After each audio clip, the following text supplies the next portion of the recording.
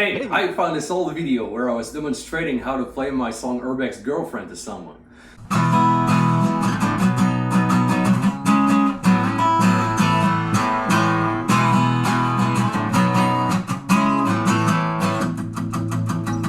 That was maybe a year or so before it became clear that I was going to be the one recording these guitar parts, and I had some time to adapt them to my own playing. And looking back, it's fun to see how they ended up.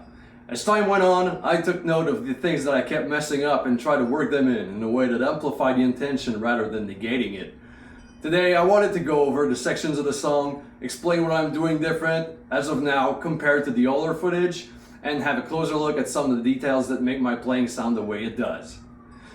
Here we have the intro, which is actually the chorus.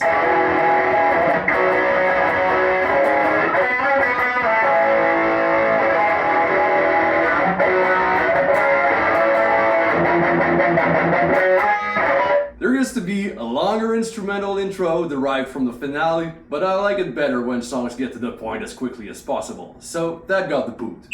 Addition by subtraction. Quick songwriting tip: let the song tell the listener as much as it can about itself in the first minute, the first 30 seconds, and even in the first 10 seconds. The beginning is as simple as it gets. This common chord progression, E on an implied double time feel since there's no drum until the second go around. When the B is played the second time, I move straight to C sharp minor and then to the A for 2 measures, building up in palm mutes towards the backbeat coming in. The most obvious differences, aside from the strumming patterns, are these 2 different chords.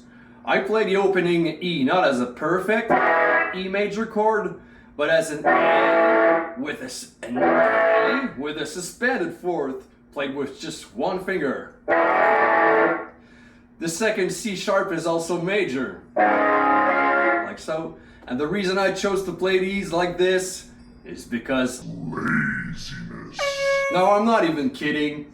I figured it would sound nastier if I worked in some common mistakes one might make while playing with as little effort as possible. And that's an approach I kept on many parts throughout the whole album. Some of you may be familiar with the concept of tension and release in music. To me, harmony is more satisfying when preceded by dissonance. The verticality of it is only as important as the context of its horizontality, forcing some unpredictability into the movement of the arrangement. For example, power chords on the E string would be sus4, played with 2 fingers as we've just seen, even going as far as letting the 6th and the 9th of the chord ring out a bit if I felt it wasn't too out of place. If I play a power chord on the A string, I would typically bar the lower E2 and use my pinky to bar the other strings all the way up to the 6th on the high E, which might sound out of place at first hearing, especially when the perfect chord would be minor, for instance on the 6th, 2nd, and 3rd degree of a given major key. You might notice I'm also keeping an A in the bass during the ascending octaves run, trying to thicken the riff up. I also use this trick in Retcon 1, up close, and this time it's personal, Doors, and a couple other songs on the record. The second section is quite longer than the chorus, divided in 2 distinct parts centered around C sharp minor.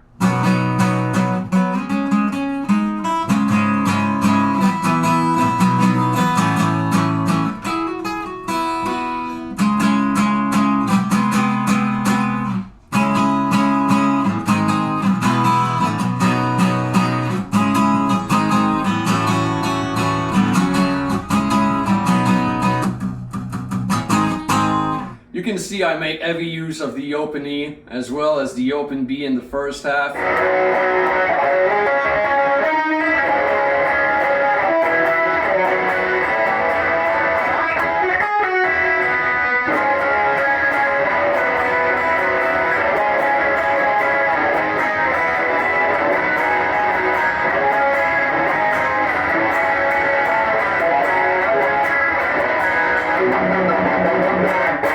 The second half is mostly bar chords, including a dominant G sharp, an A6, a B6, as well as a B sharp diminished. Yes, you got that right. which is kind of like the first inversion of a dominant G sharp in the minor key of C sharp. When we've gone through the bar chords part 2 times, we then move back to the chorus riff just 1 rep, with this little variation tagged in on the end. The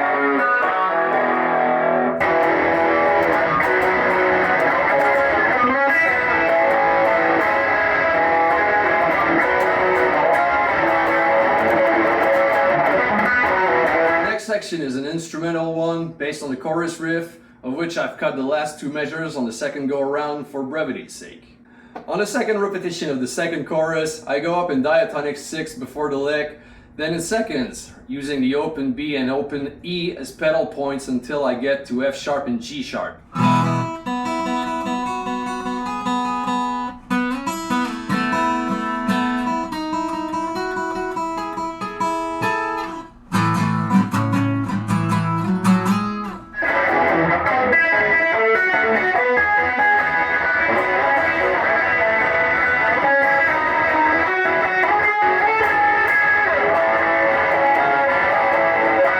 I use palm muted power chords in the second B section, conveniently starting on B. There's something fun about the E, B, A chord sequence, with not only the lower E being held down, but the higher one as well.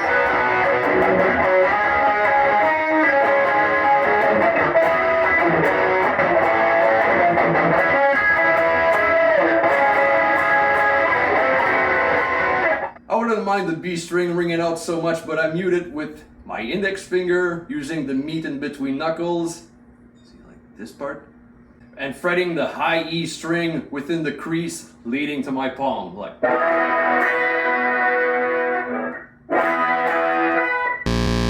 Actually, I think I got the wrong knuckle. This part right here. Please zoom in. Can you see it? This knuckle right here. When I move back down for the second part of the section, I keep this G sharp and this A as an ostinato throughout the whole thing, like this.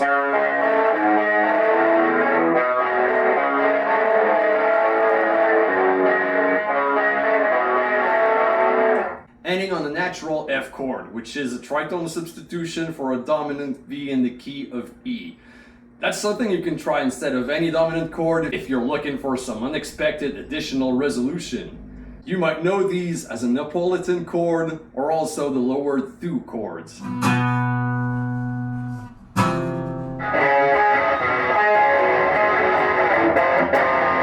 The last chorus is pretty much all things we've looked over before, except the second rep being in halftime, so I'm changing the strumming pattern accordingly. The whole song ends with the same poppy chords, with the melody being played in octaves with my index finger on the A string.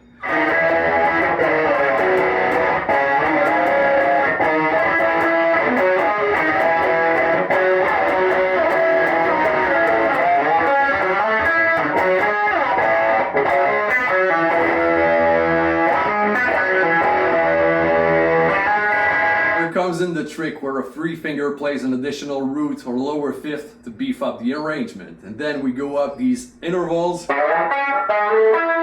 outlining the A chord, ending with the lick we had at the end of the second chorus, and a single open low E ringing out.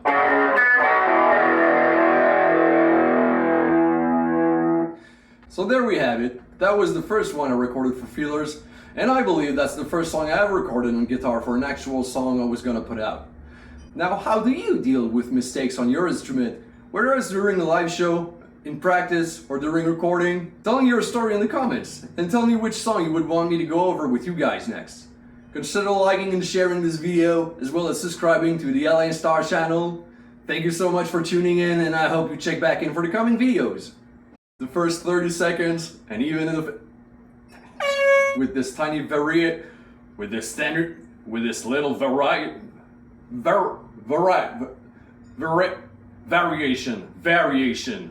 We then move back to the chorus riff just 1 rep with this little